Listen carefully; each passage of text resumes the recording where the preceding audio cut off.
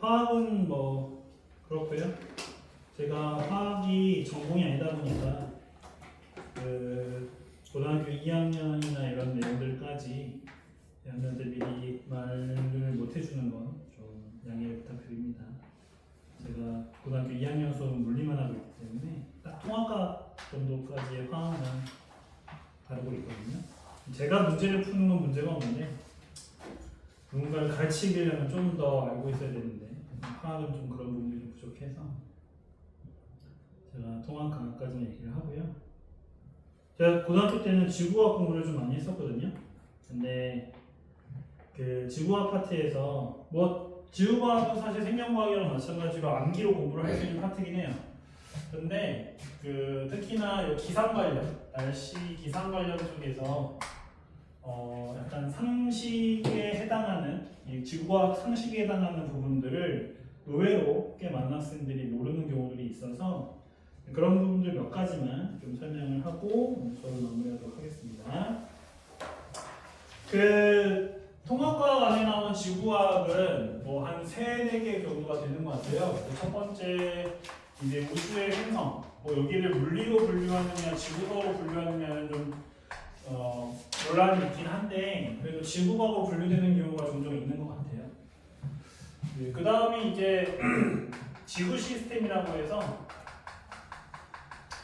그 우리 지구 그 중학교 때 배웠었던 땅, 그 다음에 바다, 그 다음에 공기, 뭐 생명, 그 다음에 지구 바깥 이런 것들을 이제 배우고 이것들 사이에 상호작용을 배우는 게 통합과학 1에 나오거든요. 이게 이제 지구과학 파트라고 이제 얘기할 수가 있을 것 같고 그 다음에 이제 세 번째는 그 통합과학 2 2학기 마지막 파트에서 이제 지구 환경 변화라고 해서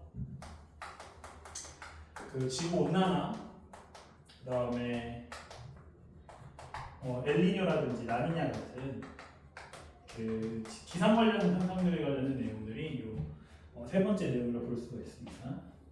근데 이제 통합과학 2에서 2학기 기말고사 정도 시험 범위에서 여기가 이제 시험 범위에 들어가게 되는데 여기가 조금 학생들이 힘들어하는 부분이에요.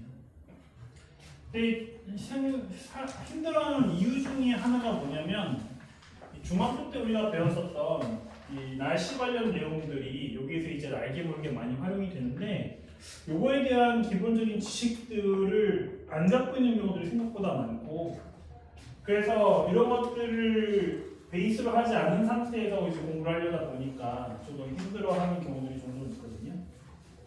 그래서 많은 학생들이 잘 알고 있겠지만 중학교 때 배웠었던 기상 관련 내용들 중에 몇 가지만 좀 짚고 넘어가면서 마무리 좀 해보려고 합니다. 지금 프린트에 나와 있는 내용은 제가 중학교 학생들을 대상으로 했었던 교과 과정 내용들에 대한 내용이 나와 있는데요. 이 내용이 거의 그대로 통합과학 1과 2에 나오게 돼요. 그래서 나중에 여러분들이 배우시게 될 내용이 이것과 크게 다르지 않다라고 기억을 좀 해주시면 됩니다. 그 중에서 이제 우리 기상 관련 내용들 중에 일단 첫 번째 바람 관련된 내용을 좀 볼 수 있을 것 같은데요. 자, 바람이라고 하는 건 여러분들도 잘 알고 계시는 것처럼 공기의 흐름이죠. 공기가 움직이는 겁니다. 이 공기가 움직이는 원인에는 여러 가지가 있겠지만 우리가 특히 중학교 과학에서 배웠었던 바람에 대한 이유로서 우리가 무엇을 배운 적이 있었냐면 바로 대류에 의한 이 기압차와 관련된 내용들을 가지고 이 바람의 생성 원인과 이 방향에 대해서 우리가 얘기할 수 있었습니다. 자, 일단 대류를 보게 되면 여러분들 알고 계신 것처럼 대류는 대표적인 열의 이동 방식 중에 하나죠. 그래서 물질이 직접 이동을 해가지고 열을 같이 이동하는 경우가 될 텐데 특히 이제 액체나 기체에서 잘 일어나게 되는 그런 현상이죠. 그래서 이렇게 열을 이동시키는 대류, 이럴 때는 물질 이동하는 이런 현상을 특별하게 우리가 열 대류라고 합니다. 열적 대류라고 합니다. 이 열적 대류가 이루어지는 대표적인 이유는 바로 이 액체와 기체, 얘를 합쳐서 우리가 흐를 수 있는 물질이라고 해서 혹은 말랑한 물질이라고 해서 유체라고 부르게 되는데 이 유체의 성질 때문에 그렇죠. 이 유체들 같은 경우에는 이 열이 가해져서 온도가 높아졌을 때 뭐가 변하게 되냐면 부피가 변하죠. 그래서 온도의 변화가 일어나게 되면 그로 인해서 부피가 변하게 되고, 자, 부피의 변화가 일어남에 따라 밀도가 변하게 되면서 이 밀도 차이에 의한 뭐가 발생을 하게 돼요? 산화 운동이 발생하게 되죠. 말은 어렵게 얘기했지만 여러분들 알고 있는 그거예요. 우리가 열을 가해 그러면 뜨거워진 공기나 이 액체는 밀도가 작아지니까 어떻게 돼요? 위로 올라가죠. 그렇죠? 반면에 저 위쪽에 있었던 비교적 차가운 공기나 액체는 이제 밀도가 상대적으로 커지게 되니까 반대로 이렇게 아래로 내려오게 되죠. 자, 그렇게 되면서 뜨거운 공기와 차가운 공기, 뜨거운 액체와 차가운 액체가 이렇게 순환이 일어나는 거죠. 이걸 우리가 열적 대열이라고 부르게 되고요. 자, 이것 때문에 이제 뭐가 발생하게 되냐면은 큰 범위에서는 뭐가 기압의 차이가 발생하게 되죠. 자, 일단 기압이라는 게 뭐였죠? 말 그대로 공기의 압력이에요. 자, 이 압력이라고 하는 것은 정의로, 압력의 정의는 바로 무엇이냐면 같은 면적에 작용하는 힘의 크기라는 의미를 갖고 있고요. 자, 얘는 그래서 계산을 할 때 어떻게 계산을 하냐면 넓이로 힘의 크기를 이렇게 나누게 되죠. 그러면 이 계산을 한번 직접 해보시면 나중에 어떤 결과를 우리가 얻을 수 있게 되냐면 이 압력이라고 하는 놈이 이제 뭐에 비례한다는 사실을 알게 되냐면 바로 물체가 쌓여진 높이에 이제 비례한다는 사실을 우리가 알 수 있게 됩니다. 그래서 결국 이 공기 압력이라고 하는 것은 왜 생긴다? 바로 우리 사람 위, 우리 위에 쌓인 굉장히 거대한 공기 기둥의 높이만큼 자, 이 압력이 가해지는 것이죠. 우리가 많은 과학에서 이제 뭐라고 얘기해요? 우리 머리 위에 쌓여져 있는 공기 높이가 대충 몇 킬로미터 정도로 얘기를 해요. 라는 건 이제 대기권의 최대 크기고요. 사실 실제로 공기가 있는 범위는 그보다 훨씬 작죠. 약 10km 정도. 전체 이제 대기권이라고 부를 수 있는 범위는 1000km가 맞아요. 그런데 사실 아주 높은 곳에 올라가면 공기가 거의 없습니다. 거의 없는 편이기 때문에 우리가 공기가 있는 곳, 그나마 있는 곳이라고 말할 수 있는 곳이 대륙권까지고요. 이 대륙권의 높이를 최대 10km 정도로 보기 때문에 이제 우리 머리 위에 있는 공기 기둥이 이제 10km 정도가 될 때 가하는 압력, 그죠? 이걸 우리가 이제 기압이라고 얘기하는 거죠. 당연히 우리가 좀 높은 곳에 올라가면 어떻게 돼요? 예를 들어서 에베레스트 같은 데 올라갔다. 에베레스트는 이제 몇 킬로 정도 돼요? 높이가 9km 정도 되죠, 그죠? 그러면 요것만 이제 단순히 따지면 어떻습니까? 내 머리 위에 높이가 몇 밖에 없는 거예요. 1km밖에 없는 거죠, 그죠? 실제로 뭐 그 정도까지 줄어들지 않지만 실제로 압력이 굉장히 많이 줄어들게 되죠. 그래서 우리가 일반적으로 높은 곳에 올라갈수록 내 머리 위에 쌓인 공기 기둥이 그만큼 작아지기 때문에 이 기압은 작다 이렇게 얘기할 수 있겠죠. 이 기압이라고 하는 걸 처음 측정한 사람 이름 혹시 기억나세요? 기압을 처음 측정한 사람, 공기 압력을 측정한 사람, 토리첼리라는 사람입니다. 뭐라도 해요. 고등학교 때 안 나와요. 이 사람 무슨 실험했죠? 토리첼리라는 사람이. 이 사람이 무슨 실험했냐면 수은을 가지고 실험을 했어요. 길다란 1m짜리 시험관을 준비를 한 다음에 여기를 수은으로 가득 채워요. 그 다음에 역시 수은이 가득 차 있는 수조에다가 얘를 이제 거꾸로 세워. 그지? 그 다음에 이제 얘를 막고 있었을 텐데 이 막은 이 수은, 이 시험관을 이렇게 여는 거죠. 그럼 얘가 어떻게 되겠어요? 여기 안에 있는 수은이 아까 전에 지금 빠져나오겠죠? 근데 얘가 빠져나오는데 여기 안에 있는 수은이 전부 다 쏟아져 나오지 않죠. 그죠? 얘가 나오다가 중간에 멈춰요. 그래서 이 시험관에 이렇게 어떤 일정 높이까지만 이 수은이 이렇게 쌓여 있고 더 이상 얘가 내려오지 않죠. 토리첼리는 이걸 왜 그렇다고 생각했어요? 여기 위에 있는 수은 기둥이 누르는 압력만큼 공기가 압력을 주고 있어서 얘가 이제 내려오지 못하는 거다 이렇게 얘기를 했고, 그때 이 수은 기둥의 높이를 쟀죠. 그 기둥이 76cm. 그래서 실제로 예전에는 얘를 뭐라고 불렀냐면 이 압력을 76cm HG라고 불렀어요. HG가 뭐냐면 수은이죠. 그죠? 이 수은이 몇 cm짜리? 76cm짜리. 그지? 요게 이제 우리가 알고 있는 대기압이 1기압의 크기다. 이렇게 우리가 얘기를 했었죠. 그죠? 그래서 이 단위를 이 사람의 이름을 따서 뭐라고도 부르기도 하냐면 토르라고 부르기도 해요. 토리첼리의 토를 따서 이렇게 이 단위를 붙이기도 했어요. 요즘 이 단위 쓰지 않죠? 여러분 이거 아마 처음 보셨을 거예요. 요즘엔 압력의 단위 뭐 써요? PSI? PSI는 염도.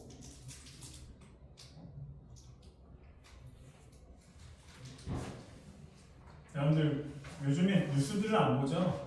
저는 어렸을 때 아버지 때문에 억지로 뉴스를 많이 봤기 때문에 뉴스 보면 이제 일기예보에서 특히 그 태풍 같은 거 올 때 항상 하는 얘기. 그렇지. 중심 기압 980 헥토파스칼이라는 표현을 쓰죠.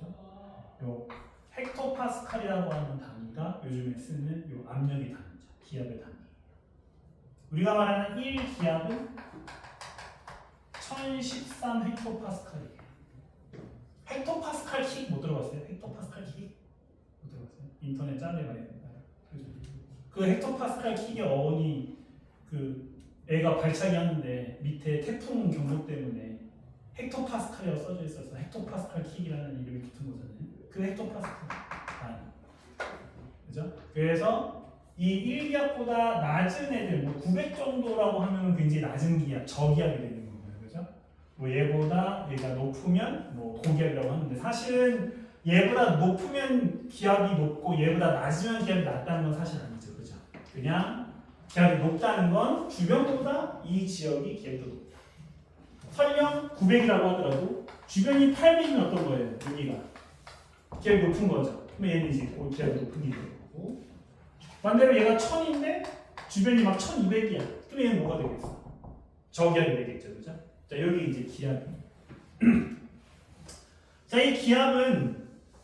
이 기압은 이렇게 내 머리 위에 쌓인 공기의 높이 때문에 결정이 되긴 하지만 그 외에도 이 기압을 결정할 요소가 한 가지가 더 있죠. 바로 뭐예요?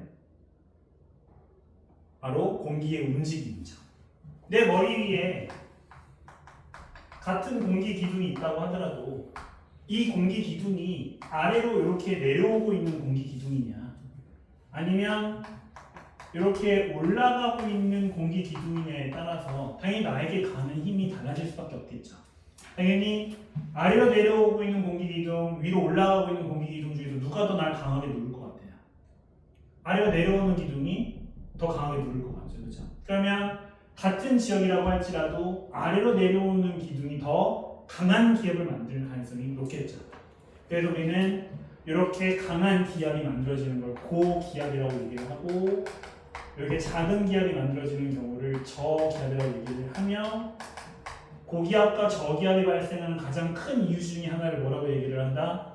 바로 아래로 내려오는 기류와 위로 올라가는 기류. 그죠? 하강 기류와 상승 기류가 높은 기압과 저기압, 낮은 기압을 결정하는 중요한 요소다라고 우리가 배웠었죠. 기억들 하세요? 그죠? 그런데 자, 주변 이 고기압은 그래서 일반적으로 어떤 지역을 얘기하냐면 공기들이 이렇게 아래로 움직이고 있는 흐름이 발생하는 지역이에요. 자, 이렇게 공기가 아래로 내려오면 이 공기들은 어떻게 될까요? 내려오고 끝이 아니잖아요. 그죠? 이렇게 내려오게 되면 이 기압들, 이 내려온 공기들은 땅과 부딪혀서 어떻게 되겠죠? 주변으로 퍼져나가겠죠. 그죠? 그러면 어떻게 됩니까? 이런 식으로 주변으로 퍼져나가게 될 것이고요. 반대로 저기압에서는 위로 올라가는 공기가 만들어지게 되면 여기 이제 공기가 비잖아. 그럼 어떻게 되겠어? 주변에 있는 공기들이 이렇게 중심으로 빨려 들어가게 되겠죠. 그러면 우리가 말하는 공기의 흐름이라고 하는 건 어떻게 발생하게 돼요? 내가 느끼는 공기의 흐름은 내가 여기 이렇게 서 있으면 내가 보기에는 공기가 어디에서 어디로 움직이는 걸로 보이게 돼요. 고기압에서 저기압으로 움직이는 걸로 보이게 되죠. 그렇죠? 그래서 우리는 내가 느끼는 바람이라고 하는 놈은 항상 어디에서 어디로 흐른다? 어디에서 어디로 분다? 고기압에서 저기압으로 분다라고 얘기를 해줍니다. 자, 바람의 방향 느꼈어요. 이제 이 바람한테 이름을 붙여주고 싶어.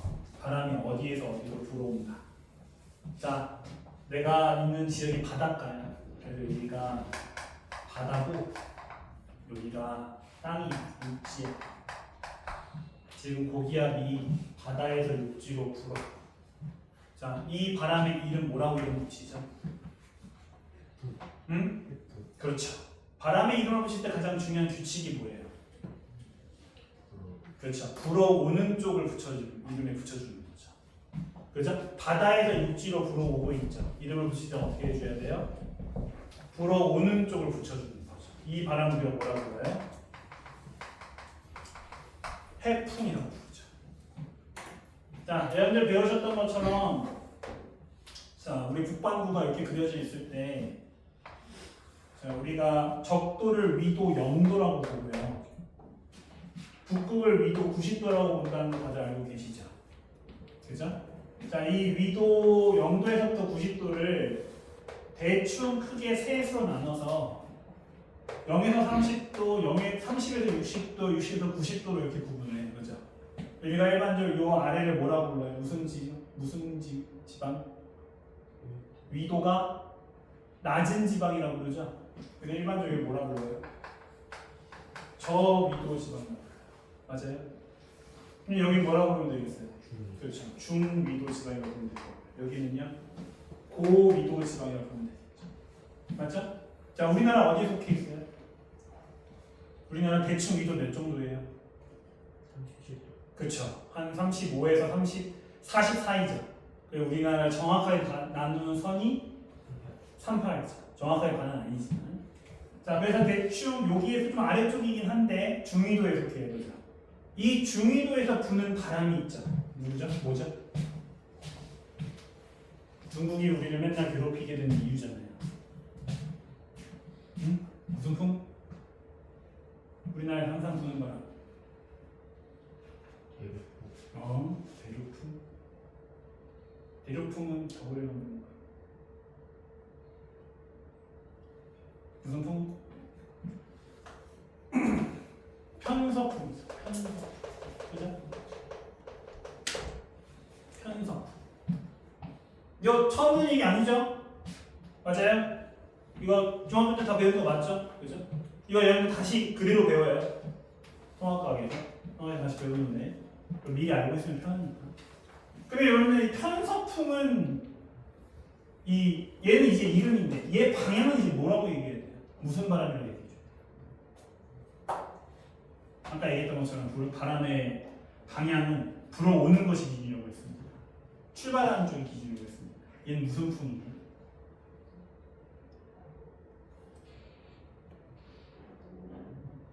여기 우리는 북반구잖아요, 그죠? 북반구 내가 이렇게 서 있어. 그러면은 자, 여기 이 방향은 무슨 방향이야? 위가 아니야, 그렇지. 여기 북이지. 그러면 이 편서풍은 어느 쪽에서 불어오는 거야? 동서남북에서. 요 사이에서 불어오는 거죠, 그죠? 무슨 풍이에요? 남서풍이지. 그렇죠? 저위도에서 항상 불고 있는 바람이 이름이 뭐였죠? 저위도에서 항상 불고 있는 거예요. 옛날에 외국 유럽 상선들이 이걸 타고 다녔잖아요. 무역하려고. 무역풍이죠. 얘 영어 이름 트레이드인데요, 진짜로. 무역풍이에요. 무역풍. 왜냐면 여기에 뭐 있어? 요 저위도에 뭐 있어? 인도 있잖아. 그렇지. 옛날 유럽에도 뭐 좋아했어? 후추 좋아했잖아. 그렇지. 그래서 유럽을 왔다 갔다 했잖아. 요거 듣고 다녀. 북반구에서 부역풍 이렇게 불죠. 그죠? 그럼 얘 방향 뭐라고 얘기해 줘야 돼? 무슨 풍? 그렇죠. 얘는 북동풍이라고 얘기해 줘야죠. 얘한테 지금 확인시키고 싶은 게 뭐냐면 제가 지구학 파트 설명할 때 의외로 잘 모르는 거 바람 방향 정하는 거. 자, 바람의 방향은 불어오는 쪽이 기준이기 때문에 바람이 출발하는 쪽을 가지고 바람의 방향을 얘기해 줘야 돼요. 바다에서 불어왔다 해풍, 바다가 출발지니까요. 그죠? 자, 북동쪽에서 불어왔다 북동풍이다 이렇게 불러줘요. 꽤 많은 학생들이 불어가는 쪽을 바람의 방향으로 생각하는 경우들이 종종 있어요. 일반적으로 그런 경우가 많으니까 내가 가는 방향, 이거 이제 방향을 얘기하는 경우가 많으니까 바람의 경우에는 불어오는 쪽이 기준이에요. 그죠? 자, 고기압, 저기압 얘기하고 있었는데, 자, 고기압은 하강기류가 만들어지고 저기압은 상승기류가 만들어진다가 기본 중에 하나예요. 그런데 자, 이렇게 공기가 상승하면 발생하는 일이 또 한 가지가 있죠. 공기가 이렇게 위로 올라가면 발생하는 일. 뭐죠? 그게 대류가 위로 올라가면서 발생하는 거고. 우리 주변에 있는 특히 이 수증기를 포함하는 공기가 이제 이렇게 상승하면 발생하는 일이 한 가지가 또 있죠. 뭐죠? 수증기를 포함한다고 했으니까 뭐 다 나왔지. 응? 그렇죠. 일단 비가 내리면 뭐가 발생해야 돼요? 그렇죠. 구름이 발생해요. 자, 구름의 생성이. 자, 역시 구름의 생성 과정 역시 우리가 중학교 과학에서 살짝 배웠고요. 얘가 통합과학에서 설명이 나오진 않거든요. 근데 이걸 가지고 문제를 내시는 분들이 꽤나 있어요. 학교 선생님들 중에서. 자, 공기가 상승하면 무슨 일이 일어나죠? 자, 공기가 이렇게 상승을 해. 자, 위로 올라가. 무슨 일이 일어나지? 아까 얘기했던 것처럼 자, 높이가 높아지면 점점점 기압이 낮아져요. 그래서 자, 공기가 상승하게 되면 이 수증기를 포함하고 있는 공기를 누르는 기압이 약해집니다. 자, 누르는 힘이 약해져. 그러면 공기는 어떻게 변하지?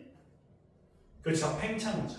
그런데 이 팽창의 속도가 엄청 빠르면 여기서 좀 신기한 일이 일어나죠. 그죠? 갑자기 확 팽창하는 일이 일어나게 돼요. 이런 팽창 우리가 뭐라고 배웠죠? 뭐라고 배웠어요? 그렇지. 단열 팽창이라고. 단열 팽창. 아마 단열 팽창이 뭔지도 모르고 그냥 단열 팽창이라고 배웠을 거예요. 그죠? 단열 팽창. 단열. 열이 차단됐다는 거예요. 열이 왔다 갔다를 못 한다는 거죠. 왜? 너무 빨리 상승을 해서 주변이랑 열을 교환할 정도의 충분한 시간이 없었던 거예요. 그런데 어떻게 되고 있어? 그렇게 열을 교환을 못하고 있는데 부피가 확 커져버렸어. 내가 갖고 있는 에너지는 원래 이만큼이었는데 크기가 확 커져버린 거야. 어떻게 될까?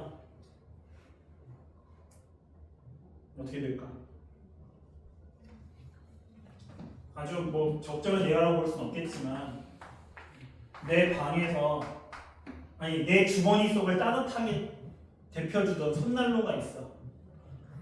근데 집에 갔더니 방이 너무 춥네. 그래서 이 손난로를 난로로 대신해서 손난로를 방에다가 던져놨어. 내 방이 따뜻해질까?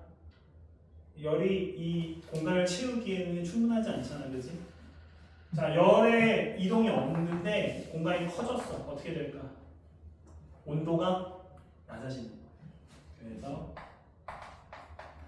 기온이 떨어지는 거죠. 자, 기온이 떨어지면 무슨 일이 일어나죠? 제가 방금 수증기를 포함하는 공기라고 했잖아요. 그러면 이 수증기들이 뭘로 변한다? 온도가 떨어지니까? 그렇죠. 물방울로 변하죠. 이렇게 물방울로 변하는 과정을 우리 뭐라 불러요? 수증기가 물방울로 변하는 현상. 그렇죠. 뭐라고? 음결이라고 하죠. 음결. 그죠? 그러면 이 음결된 물방울들이 구름을 이루고 이 구름에 있는 물방울이 떨어지면서 비나 눈을 만드는 거예요. 자, 여러분들 졸린 거 이해하는데 요거 방금 말씀드렸던 것처럼 통합과학이 안 나와요. 근데 물어봐요. 그렇죠? 그러면 이 현상이 어디서 일어난다고 했죠? 제가 방금 어디서? 상승기류가 일어나는 곳에서. 우리 상승기류가 일어나는 곳은 뭐라고 얘기했죠? 저기압을 얘기했죠. 그러면 시작과 끝만 있는 거예요. 저기압에서 뭐가 잘 생긴다? 저기압에서 뭐가 잘 생긴다? 구름이 잘 생긴다. 자, 구름이 잘 생긴다는 얘기는 뭐가 잘 내린다? 비나 눈이 잘 내린다. 그러면 평소에 저기압이 잘 생성되는 지역은 어떤 기후적 특징을 갖게 될 거다? 다시 비가 많이 온다. 강수량이 많다. 우린 강수량이 많은 날씨를 뭐라 불러? 무슨 날씨라고 부르죠? 습하다고 부르죠. 즉 저기압이 잘 형성되는 곳은 어떤 기후다? 습한 기후다 라고 말을 해줄 수가 있다는 거예요. 그런데 방금 아주 좋은 반대를 들었는데 무슨 얘기를 잠깐 했냐면 열대라는 표현을 썼어요. 그치? 열대 무슨 느낌이야? 덥지. 많은 학생들이 어떤 생각들을 하는 경우들이 많냐면 습하면 덥다 이 둘을 같은 말로 생각하는 경우가 굉장히 많아요. 그죠? 그런데 그렇지 않습니다. 그죠? 자, 우리나라가 좀 특이해요. 우리나라 어떻습니까? 여름에 습하고 겨울에 건조하죠. 그러니까 더우면 습하고 추우면 건조하다 라는 생각을 할 수가 있는데 그렇지 않습니다. 실제로 대표적인 예 중에 하나가 어디예요? 영국이죠. 그죠? 영국 어때요? 사람들이 맨날 우산 들고 다닐 만큼 굉장히 습한 기후잖아요. 그죠? 근데 기본적으로 여기 별로 따뜻한 기후 아니에요. 그죠? 즉 온도와 습도는 연결될 수는 있어도 둘이 같다고 볼 수 있다 없다? 없다는 거죠. 그죠? 자, 요거 모르시는 분들 진짜 많았어요. 제가 지금까지 통합과학 수업하면서 매년 요거 제가 엄청 많이 설명했고 설명을 해도 이렇게 맨날 제가 중요한 설명할 때마다 조는 분들이 있기 때문에 설명할 때 못 듣고 설명할 때 못 듣고 해가지고 결국은 끝까지 모르고 문제를 푸는 경우들도 꽤 있었거든요. 지구과학의 기본 중에 하나인데 의외로 잘 모르시는 분들이 많고 그래서 제가 시간이 있으면 좀 설명을 다시 한번 해야 되겠다 생각했던 부분이에요. 자, 이렇게 중간에 여러 가지 내용들이 있었지만 결국 우리 통합과학에서 배우는 이 파트에서는 이 기압, 고기압과 저기압 기후가 만들어졌을 때 이 고기압과 저기압에서 발생하는 기후적 특징을 물어보는 내용들이 정말 많이 나와요. 기본적으로 저기압은 구름 생성이 많기 때문에 비가 혹은 눈이 많이 내리는 기후가 만들어져서 습한 기후가 만들어진다는 거죠. 그럼 반대로 말하면 고기압은 상승 기류가 아니라 하강 기류가 만들어지니까 방금 우리가 얘기한 이 구름의 생성 과정이 잘 일어날 수가 없겠죠.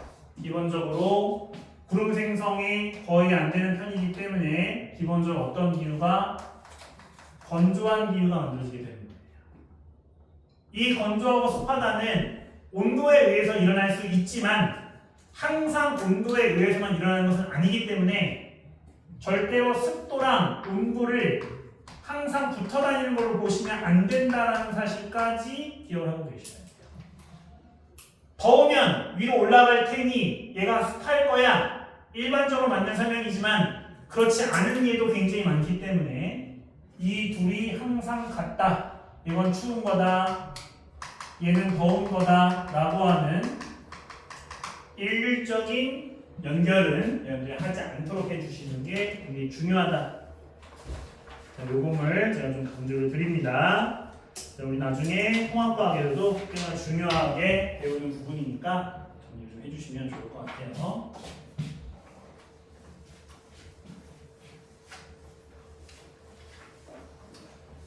그 다음에 얘기할 만한 내용은 사실 그 중학교 때 배웠었던 지구과학 파트 내용들 중에서 통합과학에 남아있는 내용들이 그렇게 많지는 않거든요. 그래서 지금 제가 중학교 과학에서 배우는 몇 가지 내용들을 넣어놨는데 이 내용들 다 배우실 필요는 없고 자 요거 정도만 보자. 자 지구가 둥글죠? 지구가 둥그런데 자, 태양이 멀리서 우리한테 빛을 쏴요. 그러면 태양은 굉장히 크고 우리 지구와 태양은 우리 굉장히 멀리 떨어져 있기 때문에 이 태양에서 오는 빛은 항상 이렇게 나란하게 들어오죠. 자, 이 나란하게 들어오는 것 때문에 뭐가 달라지죠? 바로 지면에 대해서 이 빛이 들어오는 각도가 달라져요.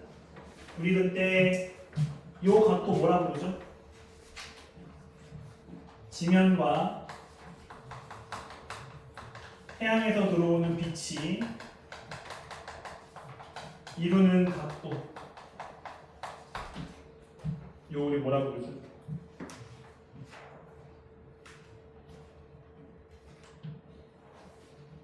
여기 이제 어설프게 예습을 하신 분들이 얘를 입사각이라고 부르는 경우들이 있어요. 물리를 좀 배우다 보면 배우는 말인데 얘를 입사각이라고 쓰는 경우들이 종종 있거든요.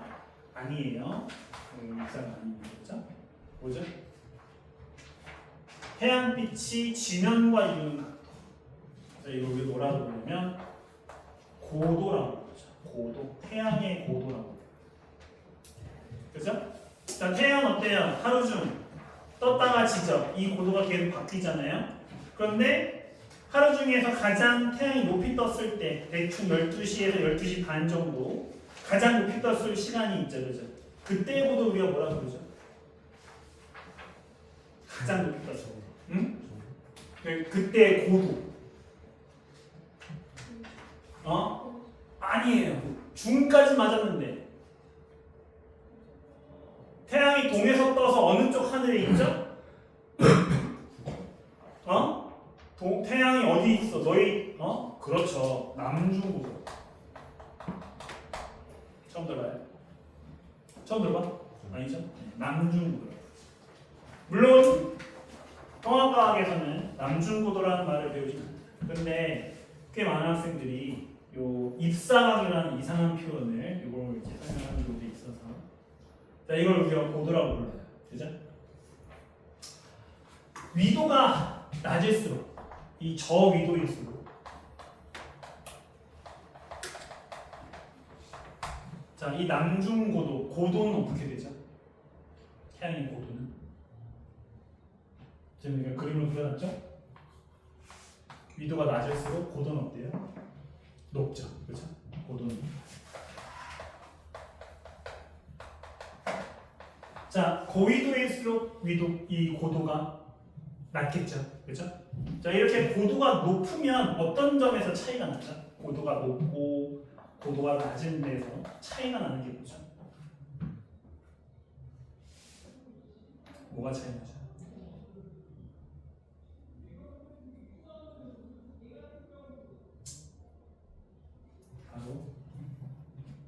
뭐예요?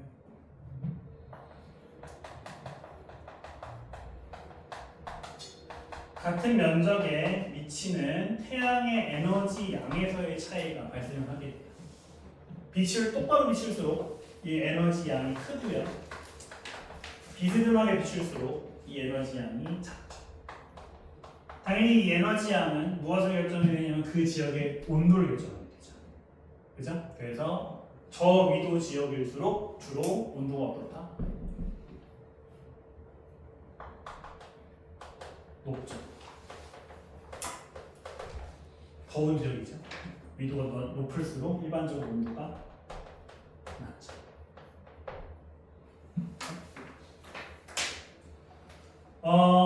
방금 말씀드렸던 것처럼 꽤 많은 내용들이 우리 중학교 때 나왔는데 여기에서 일단 용어를 제대로 기억 못하시는 분들이 대다수고요.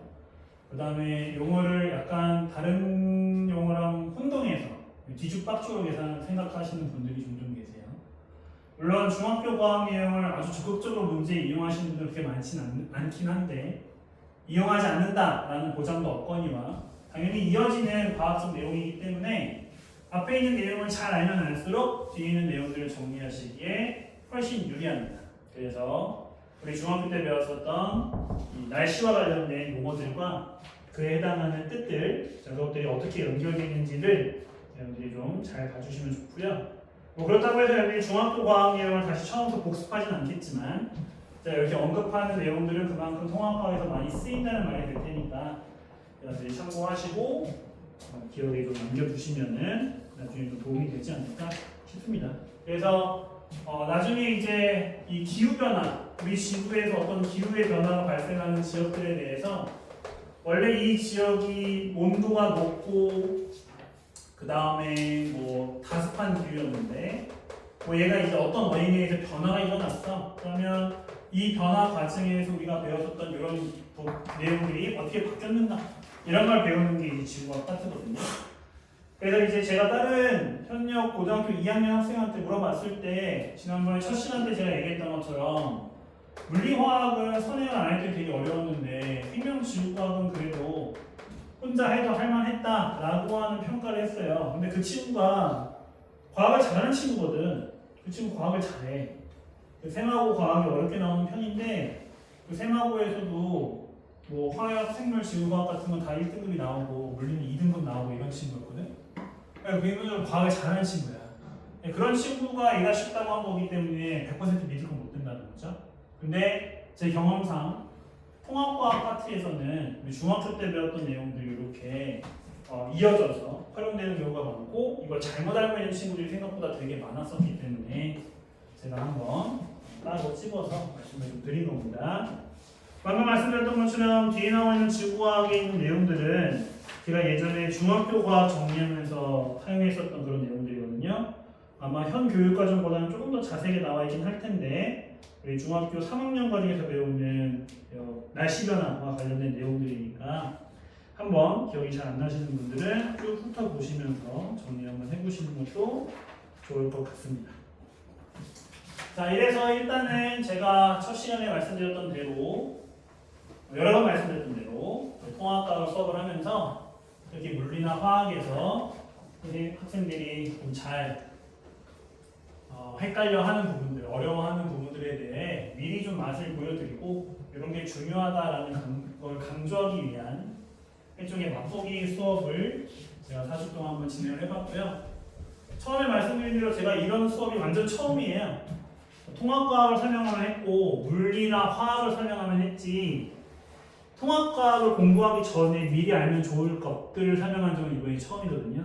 그래서 제가 좀 그동안 답답했던 거 했으면 좋다고 생각했던 거 이런 것들을 좀 제가 섞어서 수업들을 좀 해봤는데 뭐 도움이 되는 부분이 있었으면 좋겠고 뭐 말씀드렸던 것처럼 제 수업이 좀 지루하긴 하지만 제 수업 내용들이 전혀 필요 없는 중요하지 않은 이런 것들은 아니거든요. 제가 아까 말씀드렸던 것처럼 꽤 오랫동안 통합과학 수업을 해왔기 때문에 분명 어디선가는 굉장히 중요하게 다뤄지는 부분들을 제가 좀 골라서 말씀을 드린 거니까 전부 다 기억할 수는 없겠지만 사실 지금 여기 남아 계신 분들 중에서도 제 수업을 100% 다 들으신 분이 거의 없기 때문에 대부분 한 번씩은 졸았기 때문에 아마 놓치는 부분도 있고 아닌 부분도 있고 조금씩 정도의 차이는 있겠지만 제가 말했던 내용들 중에 기억이 나는 부분들은 좀 잘 염두에 두시면서 통합과학 공부를 하실 때 사용해 주시면 좋을 것 같아요. 작년에 수업을 했을 때 작년에는 통합과학을 미리 공부하시는 분들이 많았는데 올해는 통합과학을 신청하시는 학생들보다 물리나 화학을 공부하시는 분들이 좀 많은 것 같아요. 통합과학이 원래 쉬웠는데 더 쉬워졌거든요. 예전 교육과정보다 현 통합과학이 더 쉬워졌어요. 그래서 약간 미리 대비를 안 해도 되겠다라고 생각하시는 분들이 좀 계신 것 같아요. 아까 말씀드렸던 것처럼 의외로 어렵습니다. 아무리 범위가 10%로 넓어진 1등급이라고 하더라도 의외로 그 상위 10% 안에 드는 게 생각보다 어렵습니다. 제 수업을 꼭 들으라는 뜻이 아니라 또 안 들어도 되는데 여러분들 나름대로 이 통합과학을 미리 대비하고 과학 과목에 대해서 공부 방법들을 잘 정리하는 이런 작업이 이번 방학 동안에 꼭 필요하다. 생각보다 학기 중에 시간이 없거든요. 공부를 전부 다 골고루 열심히 하기에는 생각보다 쉽지 않습니다. 그렇기 때문에 미리 어느 정도 대비할 수 있는 과목들은 좀 미리 좀 대비를 하셔서 정리해보면 좋겠다. 고등학생 되셨잖아요. 제가 그 학부모님들 상담 잘 안 하는데 상담할 때 제일 많이 듣는 소리, 학부모님한테 제일 많이 듣는 소리. 우리 아이가 중학교 때 과학을 참 잘했는데 왜 이렇게 고등학교 때 힘들었는지 모르겠어요. 라는 말을 정말 많이 들어요. 근데 제가 그럴 때마다 학부모님들한테는 차마 말씀을 드리지 못하지만 제가 항상 속에 삼키는 말이 있습니다. 중학교 때 공부는 누구나 잘해요. 중학교 때 공부를 못하는 친구 제가 본 적이 없습니다. 중학교 때 공부 잘하기 정말 쉬워요. 중학교 때 공부 잘하는 건 절대로 자기의 장점이 될 수 없어요. 중학교 때 나는 공부 안 해서 성적이 안 나온 거지 하면 잘 나올 거야. 아닙니다. 그게 공부를 잘하고 못하고의 차이거든요. 고등학교 때는 그 차이가 정말 두드러지게 나타나요. 차이가 정말 심하게 나타납니다. 만약에 자기가 성적을 좀 높게 유지를 해서 나중에 내신 관리나 대입이나 이런 거를 준비할 때 좀 편하게 하고 싶다라고 하신다면은 조금 각오를 하시고 공부를 시작하시는 게 좋다. 특히 아까 말씀드렸던 것처럼 주변에 있는 유혹을 못 참는 경우가 정말 많아요. 그놈의 게임, 그놈의 핸드폰. 제가 하지 말라는 뜻이 아닙니다. 저도 게임 좋아합니다. 근데 그런 저조차도 학생들 수업 시험 기간에는 저도 게임을 안 하거든요. 바쁘니까요. 지금 해야 될 게 있으니까. 그죠? 차라리 쉬는 시간에 눈을 쉬고 몸을 쉬고 화장실을 갔다 오고 이렇게 좀 자기를 좀 컨트롤하는 그런 때가 왔습니다. 근데 중학교 때처럼 그냥 막 살면 안 돼요. 고등학교 때는 좀 살기 힘드실 거예요. 그래서 학교마다 좀 다르고 목표에 따라 좀 다르긴 하겠지만 특별한 꿈이 없다면, 특별한 재능이 없다면 공부만큼이라도 해야 되는 거니까 고등학교 때는 좀 여러 가지 유혹들을 좀 참아내시면서 공부에 좀 힘을 써주시면 좋겠다라는 마지막 말씀을 드립니다. 네, 4주 동안 지루한 수업들 고생하셨고요. 오늘은 마지막 시간이고 제가 확인할 방법이 없기 때문에 과제는 특별히 없습니다. 여기 프린팅에 들어있는 문제들은 통합과학 문제들이고 여기는 개념적으로 풀 수 있는 내용들이니까 관심 있으신 분들은 풀어보셔도 괜찮은데 어차피 여러분들 통합과학 배우시면서 자연스럽게 배우시게 될 부분들이니까 굳이 풀 필요 없이 말씀드렸던 대로 통합과학 공부하시면서 조금씩 해주시면 되는 부분이다. 자, 고생들 하셨고 오늘 여기까지 하겠습니다.